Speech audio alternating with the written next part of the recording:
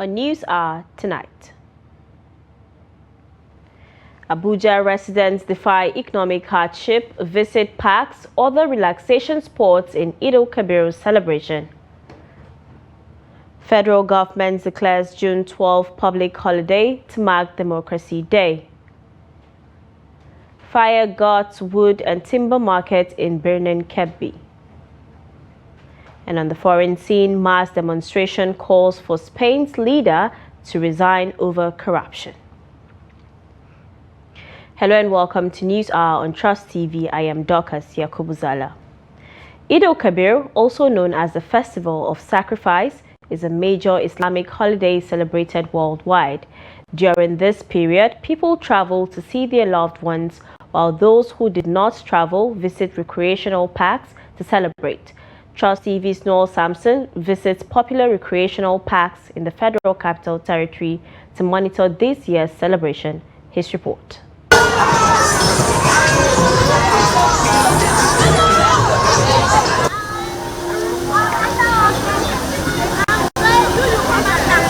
Today is Sunday, the 8th of June, marks the third day of the Eid El-Kabir celebration. As part of the efforts to monitor the celebration in the nation's capital, Abuja, Trust TV visited the popular Millennium Park, a magic land in the FCT, where Nigerians came out to celebrate despite economic hardship. These parks witnessed patronage of families, friends, and loved ones. It's a fate, but we don't have to allow it. Yes, and we have to move on. That is life. Whatever how we find ourselves, at least life goes on. That is why we try as much as possible to make our children happy. Today, despite the fact that the economy we are not finding it easy. Yes, and because the subsidy is really affecting. Like now, as I'm coming out now, I bought a fuel of 20,000 naira to my car in order to come here. And now the ticket is 4,000 naira per each person. It is not easy. Yes, and how much is salary? Even the business are not moving. I feel governments have done their own part. We individuals should do our own part. So, but as we can see, you have people still coming around. Despite the whole economic challenges and issues people are faced with, I believe people still have time. They make out time for their families and friends. So I believe it really is not significantly affecting it. If you want to consider the present economy, nobody will come out. So you just have to put one or two things together so that you can come out and have fun. Because the government is not helping matters. So we have to help ourselves. The high cost of everything is affecting Salah. Because a lot of people, last year there was a lot of RAM everywhere. This year I've not received RAM. I think it's only one person that's giving me RAM this year. So it has really affected, yes, of course. We must kill body to make things to happen. We are trying to make things happen. So even today, even when everything is on the high side, we still try to come out to have fun and relax. In a way, I know I was here last year, it was a lot fuller. And the truth is their tariff here has also increased a bit, so yeah, it has a bit of impact on turnout of people. I mean, regardless of the hardship in the economy, people are trying as much as possible to have fun. Nigeria is a place where, even when you're down, you also want to make yourself happy. All right, so people are here making themselves happy, making their families happy. With the way the economic situation affected this year's Eid El-Kabir celebrations nationwide, Nigerians are appealing to the federal government to implement policies to ease the sufferings of the masses. Noel Sampson, Trust TV News, Abuja.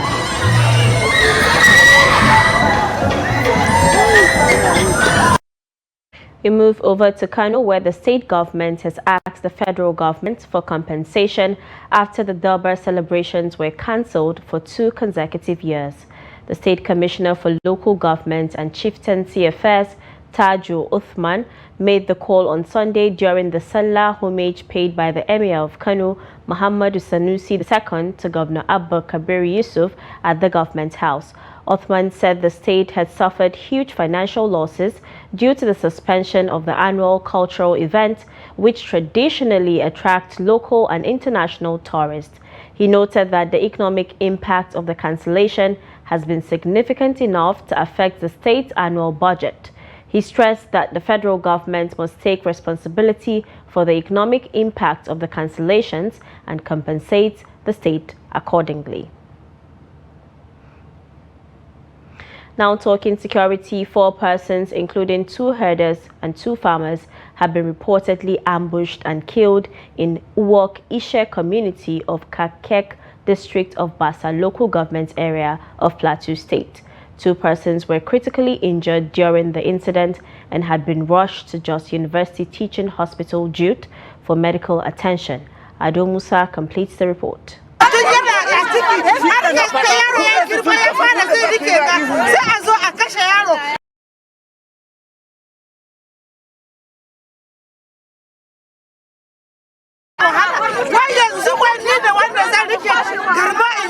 The killing of the victims has generated tension in the area, with women protesting against the attack. According to local sources, the ambush occurred on Saturday around 7 p.m. while the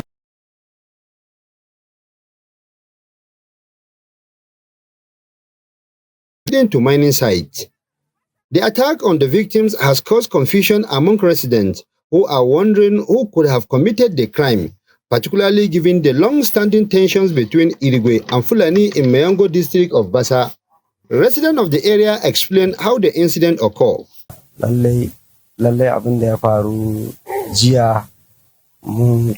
We woke up this morning.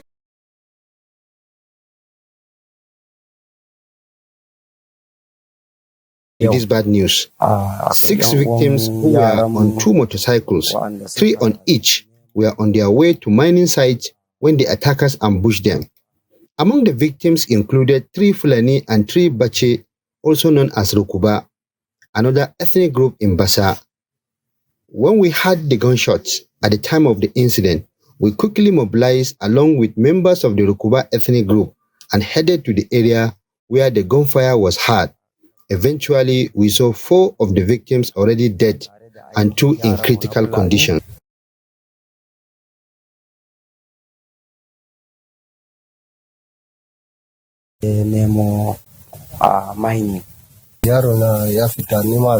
My son went out in search of livelihood but couldn't get. I was sleeping around 12 a.m. midnight when I was woken up that my son was killed. At first, we thought he was alive, but later told he had died. He died while seeking his livelihood. We call on the government to secure our community, state, and the country at large. My son was on his way for business, but they have killed him. Can I born someone like him? Who will bring food for me?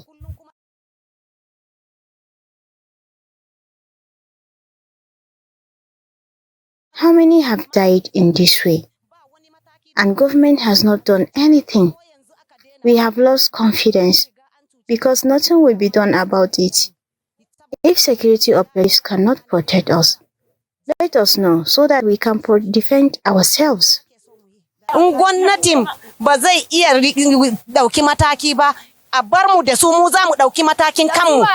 Dauda Aku, youth president of the Bache ethnic group, confirmed the incident, describing it as heartbreaking. We are calling on government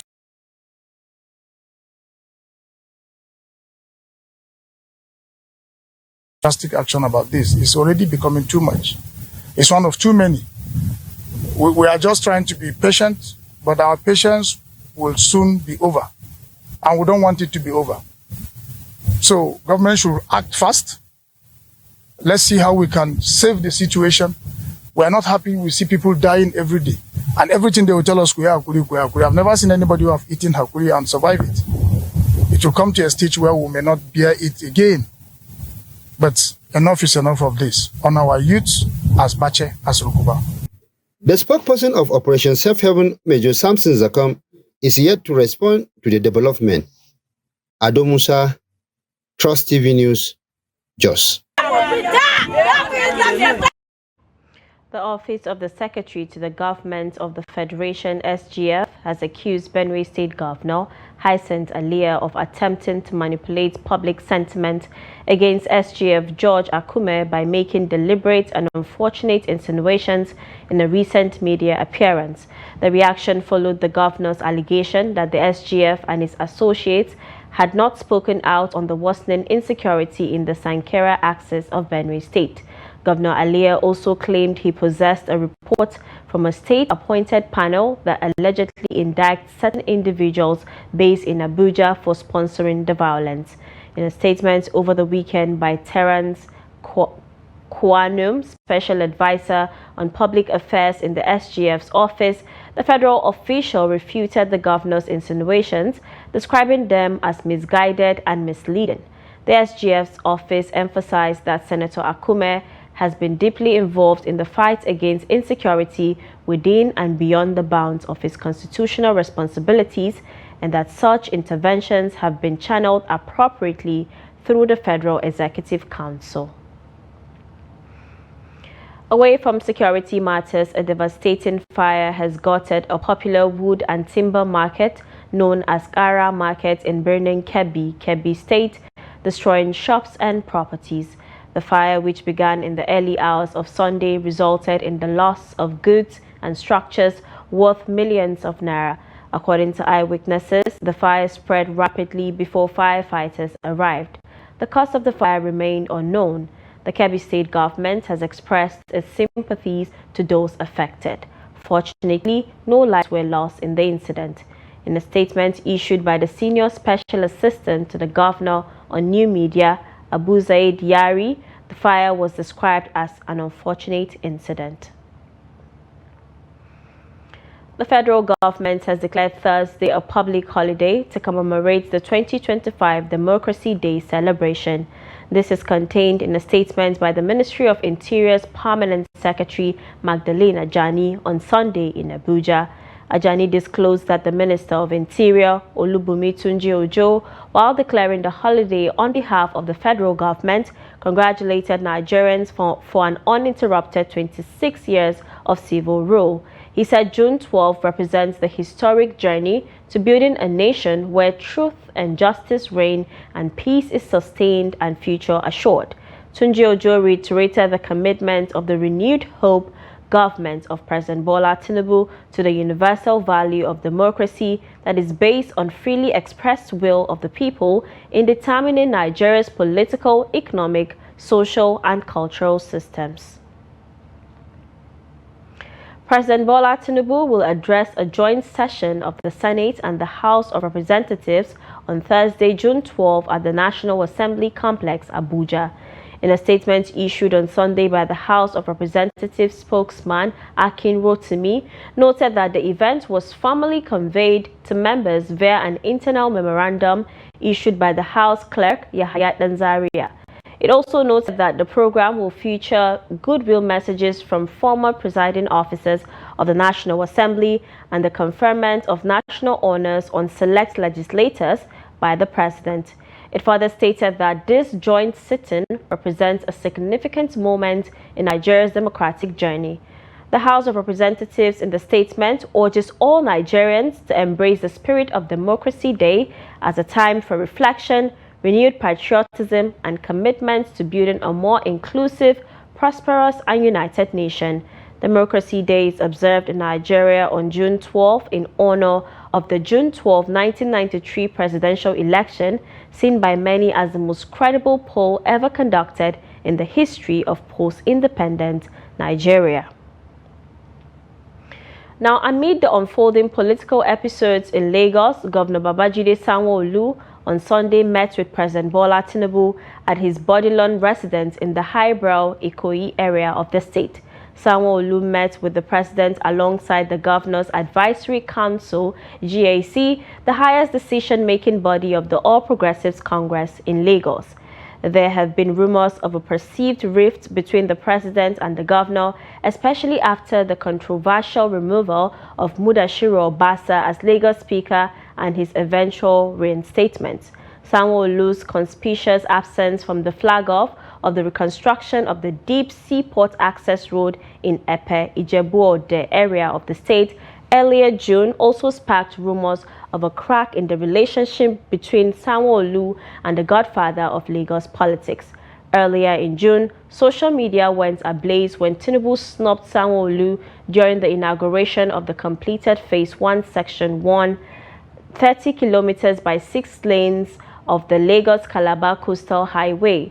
The election was won by the late Moshood Abiola but was annulled by the military regime of General Ibrahim Babangida, retired.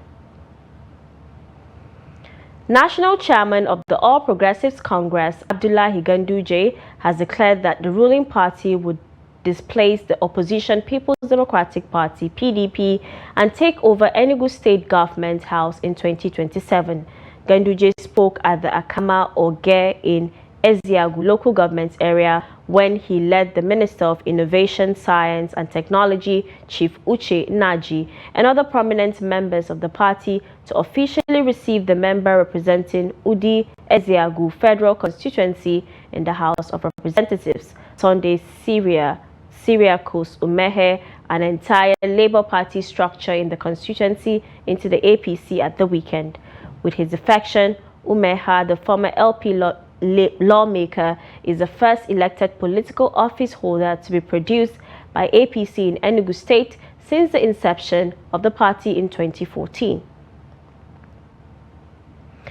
Now, as Nigeria marks the second anniversary of President Bola Tinubu's administration, the Minister of Budget and Economic Planning, Atiku Bagudu, has declared that the country's economy, though still facing challenges, is firmly on the path of recovery.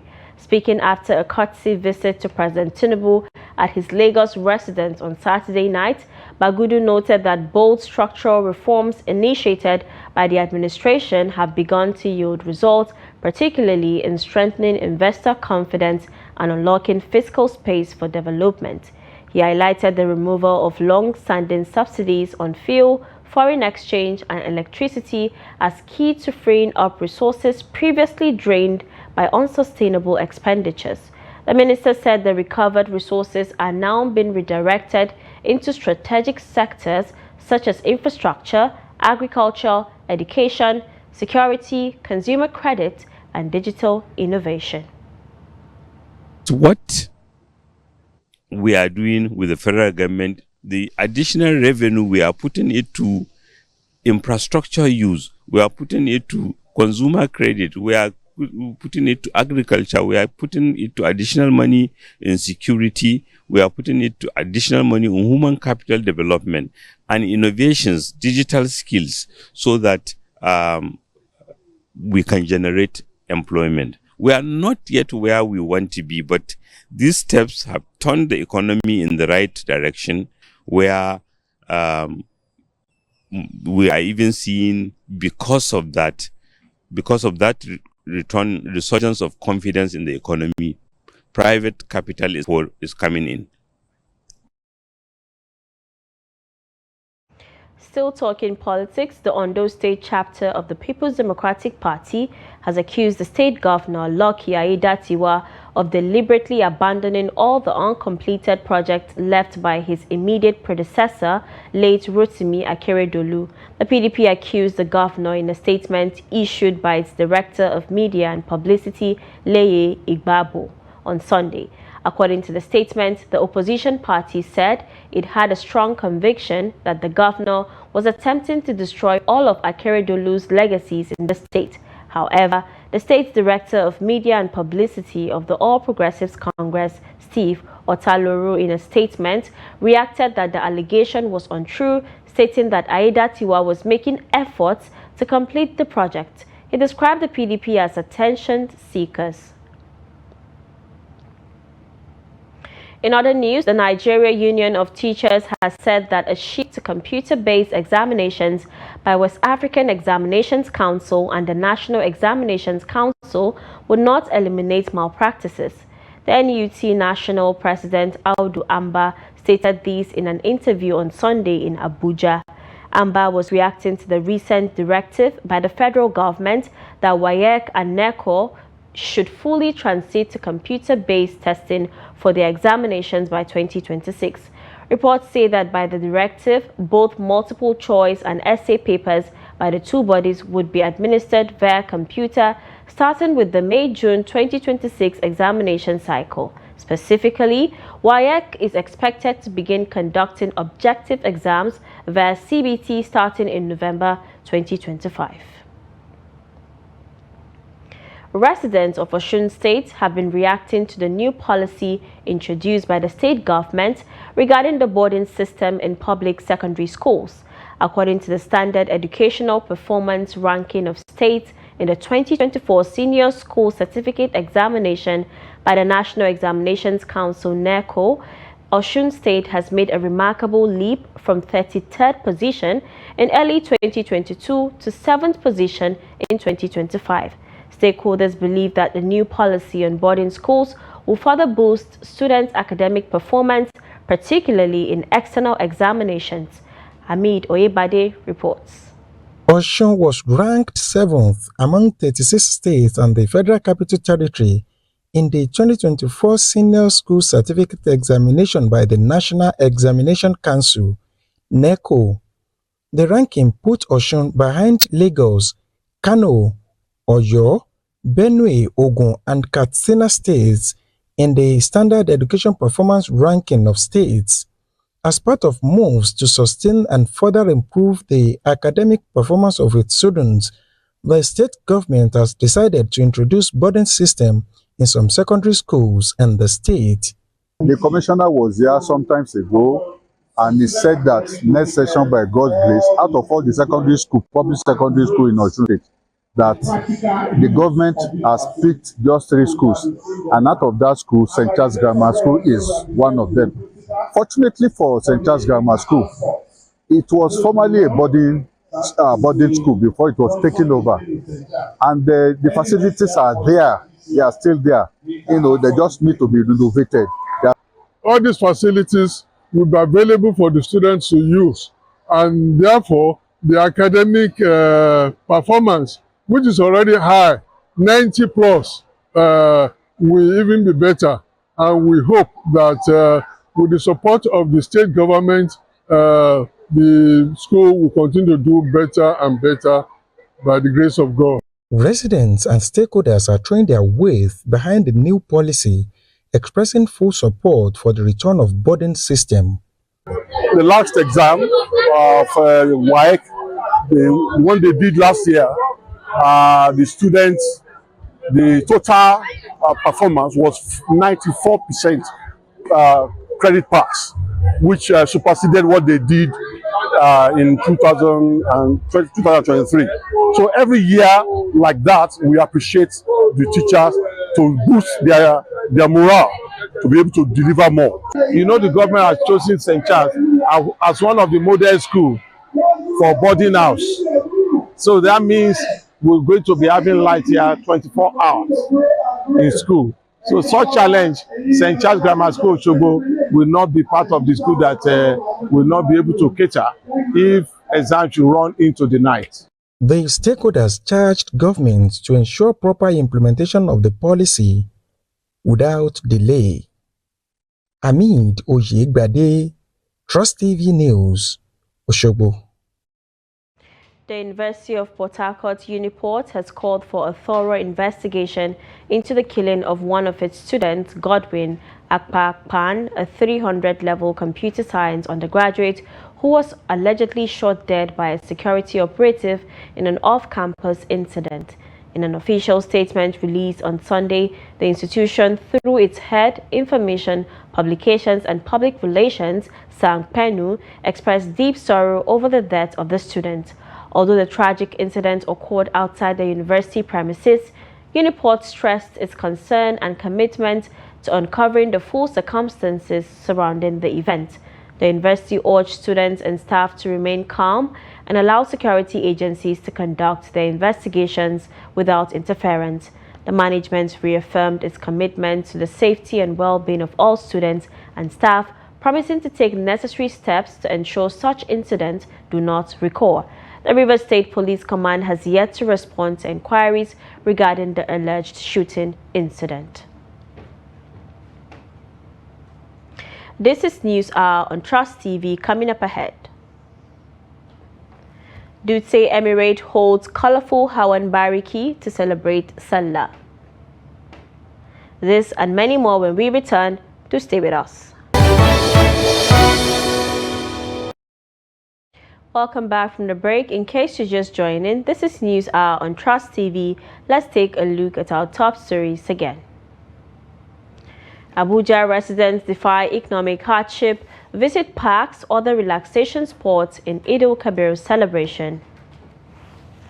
And federal government declares June 12 public holiday to mark Democracy Day.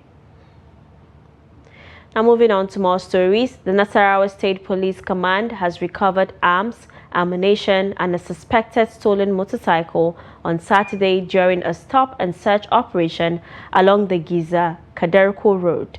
It was reported that the recovered items included an AK-47 rifle, 2 magazines, several rounds of live ammunition and an unregistered Bajaj motorcycle. This development was confirmed in a statement released on Sunday by the command spokesperson Ramhan Nansel. Describing the recovery as a significant feat, Nansel stated that it followed credible intelligence regarding the transport of firearms.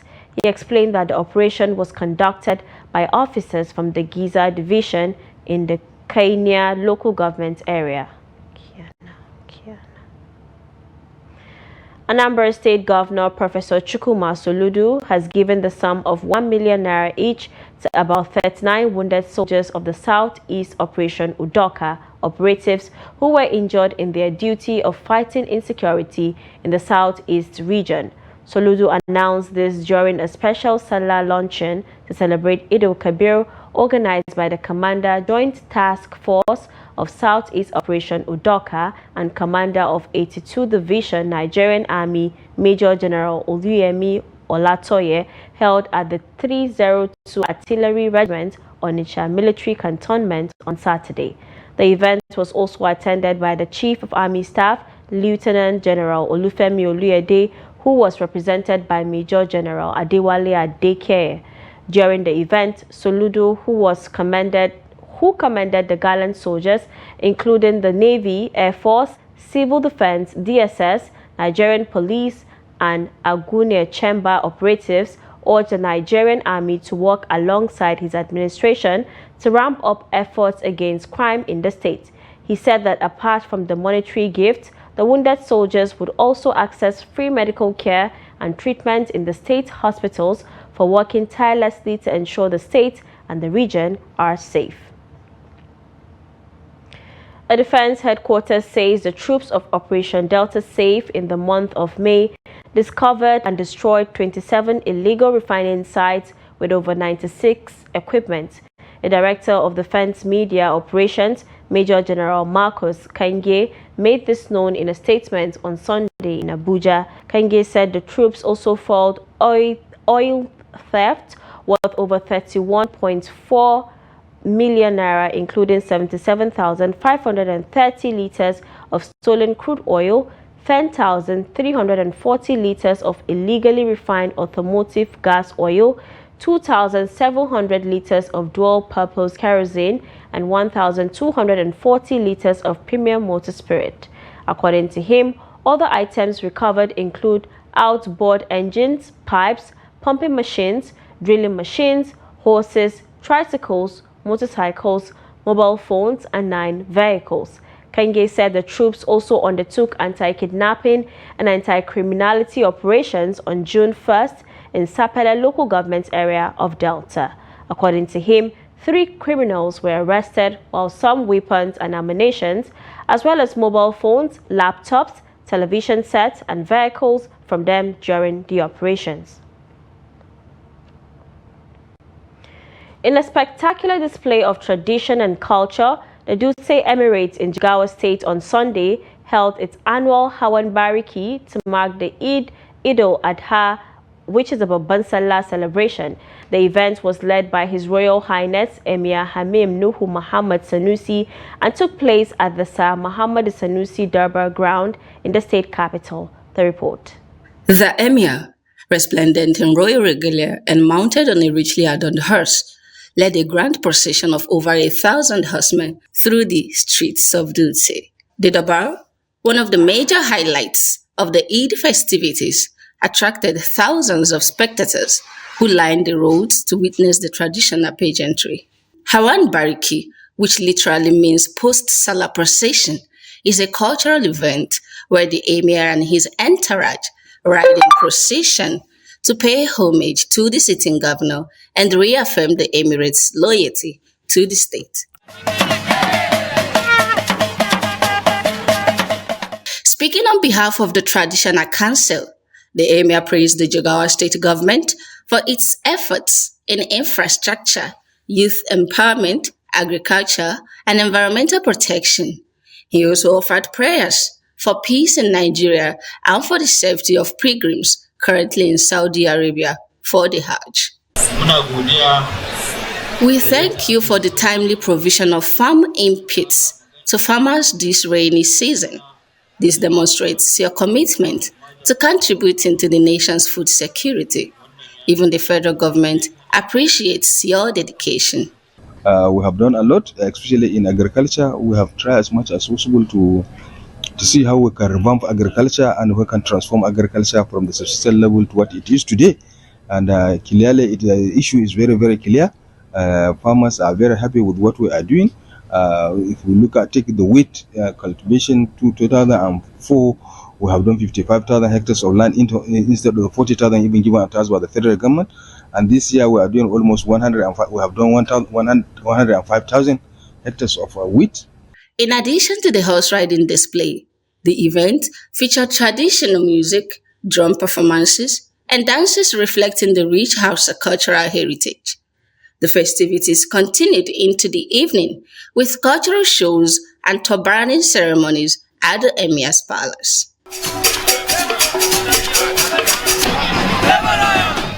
Hawan Bariki is one of three major Dubar events held in Dutse during the Eid period, the others being Hawan Salah and Hawan Shuari. The Dubars not only serve as religious and cultural ceremonies, but also reaffirm the historical and political ties between traditional institutions and modern governance. Observers noted that this year's celebration drew participants from neighboring emirates and communities, further cementing Dutse's palace as a center of Nigeria's cultural identity. Efforts to curb high rates of maternal mortality in Bauchi State has continued as health workers gave account of the process in some primary healthcare centers visited by our correspondent. Trust TV's Adamu Imam reports. Recent checks reveal that in some primary health care centers across Bauchi metropolis, there is significant reduction of high rate of under 5 children mortality as well as stillbirth. Nafisa Bakulte and Sagura Adamu share more thoughts on how they always engage pregnant women at health care facility to reduce the menace. In a month, we have a lot of deliveries, like 300 in a month.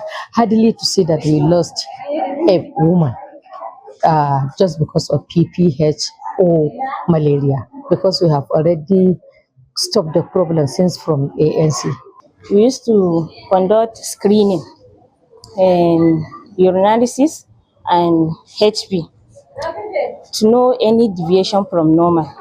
In case if we found a woman that is anemic and there is need for blood transfusion, so we just transfer her directly to the labor room. So then from labor room to the lab for necessary action. A mother of two and Malam Abdurrahman expressed their views on the commitment of health officials at the primary healthcare levels towards achieving success in that regard. The way they used to take care of us, they used to press you, they used to rub your back, any pains, they used to help. We always strive to support our wives, especially during pregnancy, so that they can deliver safely.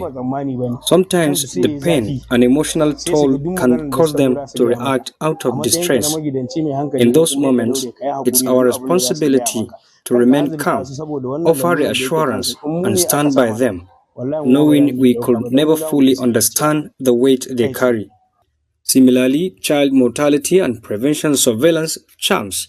During one of the media engagement in Bauchi, And the state health professionals share their thoughts despite significant progress in recent years, as according to them, they commit on research projects to get accurate data on reasons for many loss of children and mothers during birth. And communities, the community leaders, religious leaders, stakeholders in the communities, and even at family levels. Because if after investigating the cause of death of a particular child, we intend to actually go back to that family, sit with them, and discuss from A to Z what we were able to find. Interest. If you have the interest of saving mothers and children, you find out that the job is not difficult, and you can easily communicate to other people things that you cannot be able to do. So you are not there to completely solve all problems. I also want to remind you that you should work within your professional limit, because there are situations where people are sent to the facility and they feel that everything have to be under their care. No. The state government recently contracted 100 female birth attendants to help in various PHCs as part of the crusade to reduce maternal mortality across the state. Adam Imam, Trust TV News, Bauchi. You're watching News Hour on Trust TV. More news after the break. Many thanks for staying with us. In case you just joined in, this is News Hour on Trust TV. And now in business, Green Energy International Limited has concluded the first crude oil exports from its newly constructed terminal, marking a major milestone in Nigeria's oil and gas industry. The company said the export was completed at about 2 p.m. on Sunday, June 8, when an off-taker vessel chartered by Shell lifted the maiden crude cargo from the terminal located in the Otakikpo Marginal Field, Rivers State. The terminal is Nigeria's first privately built and operated onshore crude export facility in over 5 decades. Chairman of GAIL, Professor Anthony Adebulugbe, in a statement issued on Sunday, described the development as a historic feat, crediting the success to divine grace, the resilience of the company's staff, and the support of regulatory agencies. The Honorable Minister of Steel Development, Prince Shaibu Abubakar Audu, said the federal government has reached an advanced stage in its bid to revive the comatose Ajaokuta Steel Company in Kogi State. The minister disclosed this at the weekend while hosting stakeholders of the All Progressives Congress in Kogi State at his country home in Ogbonicha, Ofu, local government area of the state. He said the federal government has signed a memorandum of understanding with the original equipment manufacturers. He added that it has extended the search for private investors to China to invest in the steel plant, marking it a significant step forward towards a resuscitation finally. And now on the foreign scene, the Russian paramilitary group Wagner has left Mali, and its units there have been taken over by the Moscow-run Africa Corps Diplomatic and Security. A Telegram account affiliated with Wagner said mission accomplished. Mali's ruling junta, which seized power in coup in 2020 and 2021, broke off ties with former colonial power France and pivoted towards Russia for political and military support.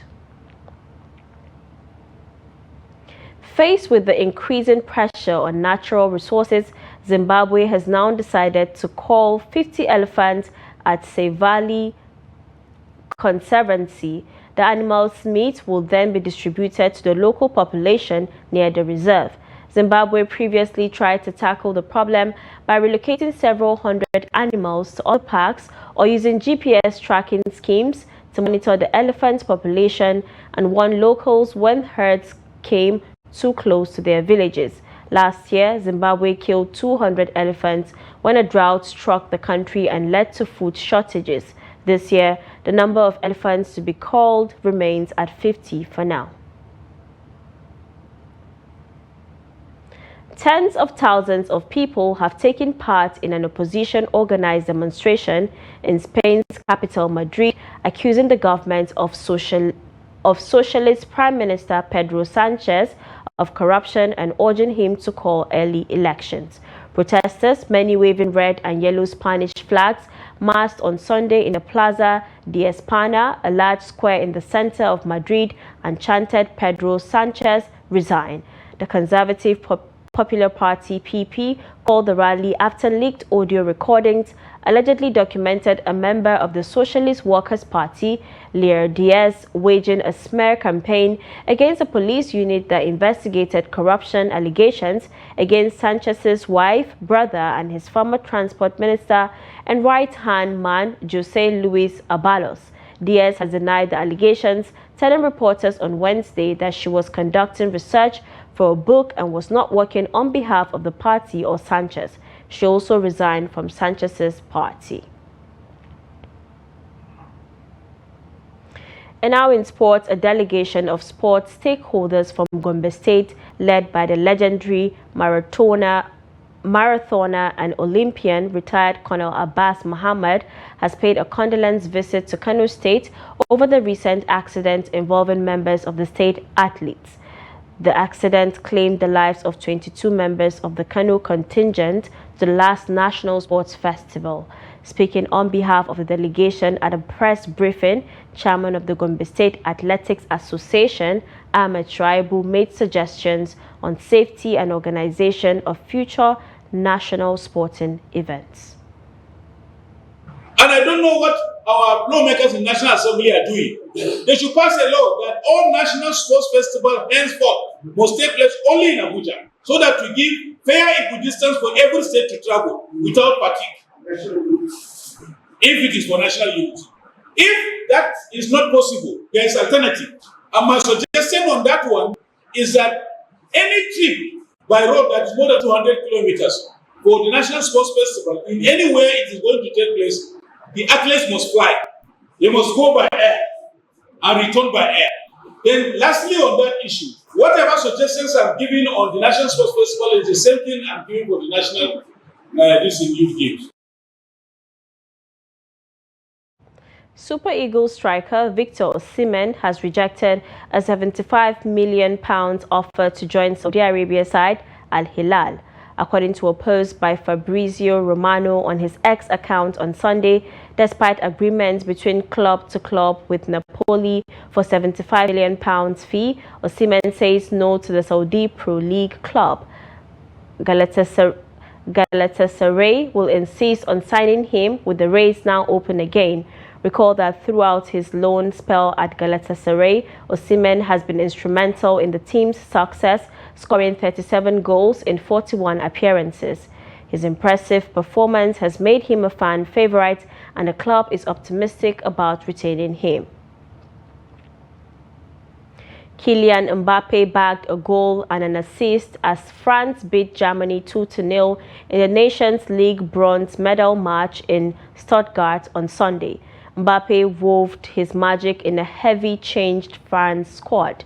Germany dominated the opening half, but Mbappe provided the breakthrough just before halftime, carving a shot through a crowded penalty box to bring up his 50th goal in France colours. Late in the second, with the hosts desperately looking for an equalizer, Mbappe snatched a poor Germany pass on the halfway line and rampaged forward before setting up Michael Olise. The French showed their incredible depth, while Mbappe again demonstrated his finishing and pace. Thomas Tuchel has become the first England manager to win his first 3 games in charge without conceding a goal as the Three Lions beat Andorra 1-0 in a World Cup qualifier on Saturday. Harry Kane scored the only goal of the game as England produced a lackluster performance. Despite the disappointing display, the result did not see Tuchel make history as England kept a 3rd clean sheet in his 3rd match since taking over. And that's a wrap on News Hour tonight. Do not forget to follow us across all social media platforms for more programs, news and documentaries. I am Dorcas Yakubuzala. Goodbye.